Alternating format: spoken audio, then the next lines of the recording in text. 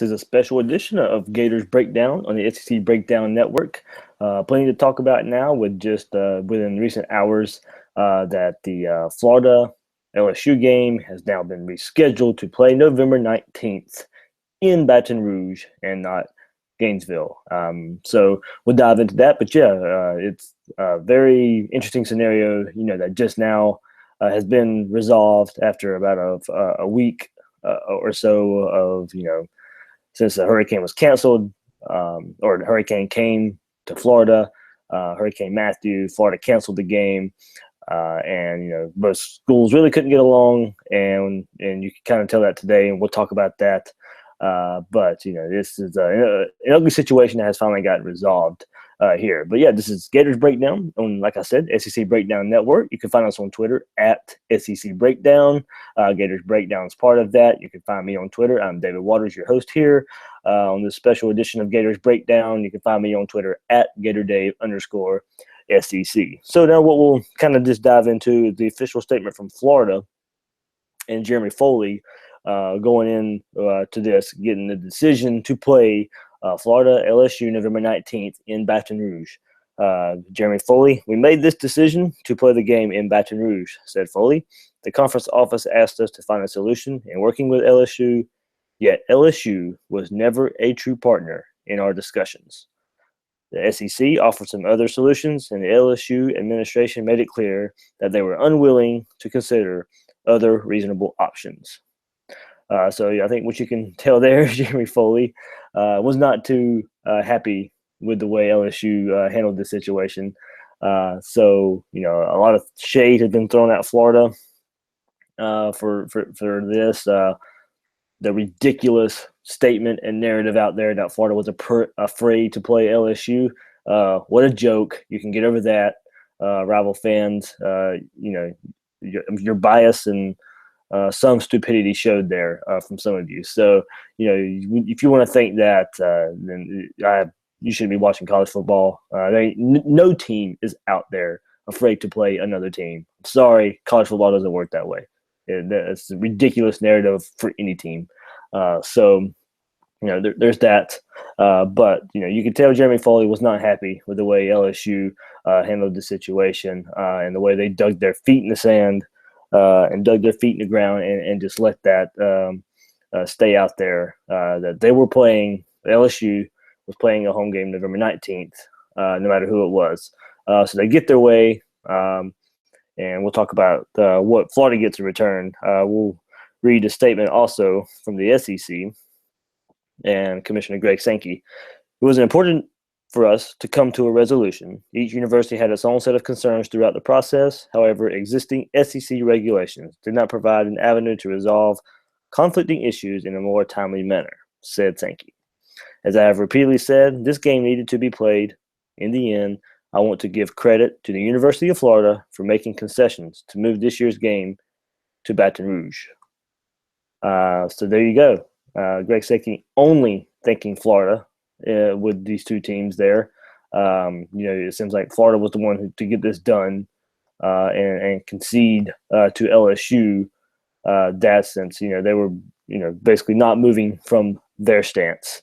What Florida gets out of this and what was released in the SEC statement, LSU has agreed to play the 2017 game in Gainesville, which was originally scheduled to be played in Baton Rouge next year, of course.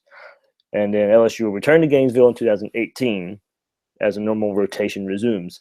So, that's both games there, 2017, 2018, back-to-back. Florida will now get back-to-back games in Gainesville. So, and also what came of this and what the SEC should have announced, this time or last week when the game was canceled, this would have shed so much more light and would have really helped the complaining from the Tennessee side. A lot of people thought that the SEC would go by winning percentage in the East. That's what their bylaws said. Anything was said about all teams requiring to play 8 conference games. So that's another reason this game got done. If LSU or Florida want any chance of getting to the SEC championship game, they must play 8 conference games. I'm sure Florida's still in the thick of things there. So you kind of have to look at that. If something happens, you still have your chance to get to the SEC title game if you play these 8 games. So that was probably the biggest selling point in getting this done. And I'll give Clay Travis some credit here. After he slammed Florida for a good majority of last week, his sources say, he found out that Jim McElwain was a staple in getting this deal done. It was him who went to LSU, or Jeremy Foley, and the idea of, we'll do this, we'll go to LSU, we'll play there this year if we get the home game back next year. And of course, 2018 just picks up its normal rotation anyway. So I think that's what you could see there, going with that. And Jim McElwain gets it done. He saved the SEC some face there. There's no telling how much longer this probably would have went on with that narrative of Florida was afraid to play, and they're the ones doing everything. Jim McElwain was the one who basically got the deal done there. So good for Jim McElwain for getting if that's the case from Clay Travis, that Jim McElwain was the one who got this done, and also him squashing any narrative that he or the Gator players, of course, are free to play this game. So good for Jim McElwain, and good for the Gators, good for Tigers for getting this done. I'll tell you what, Jeremy Foley had a press conference as well, besides his official statement, and you could tell the disdain for LSU without him really necessarily calling them out. He pretty much said it was apparent that the only option to allow this league to escape a very hard reality and move forward was this concession by Florida for giving up their home game. So remember, Florida's actually losing 2 home games now. They lost the LSU game, and now they lose the Presbyterian game that they would have played on November 19th.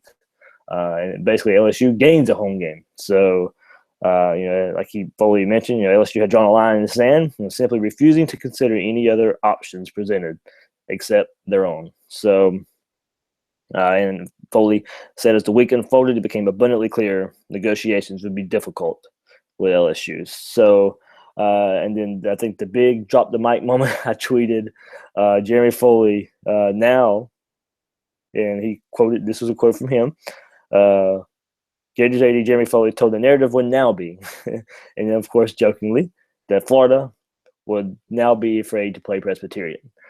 And quote, you can tweet that out. So, that whole narrative that Florida was afraid to play, it irked Gators, Gator fans, Gator staff, Gator office personnel, upper echelon people there.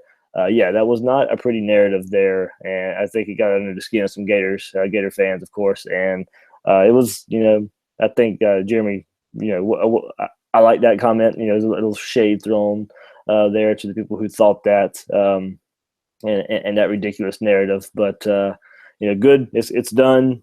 Now it sets up for a pretty good 2017 home schedule, ridiculous home schedule for the Gators, and we'll dive into that. But if you go back and look at these statements from Foley and from the SEC, with their statements, they thank Florida, they thank the Sun Belt, Carl Benson, and Presbyterian. Not once did they thank LSU. So, you could see there that the SEC was happy with if the Jim McElwain thing was true, about him offering the switching of the home games. If that was the case, and Foley, I'm sure, presented that idea once McElwain brought it to his attention. So there was a lot of work there from the Florida side. And Brett McMurphy tweeted out, if LSU and Florida did play November 19th at Florida, South Alabama, Georgia State, and Georgia Southern had all agreed to move its games to accommodate that. So the game could also have been played in Gainesville, but LSU, of course, was not willing. So with this, AP Mart Long, down there with the Gators, covering the Gators a good bit.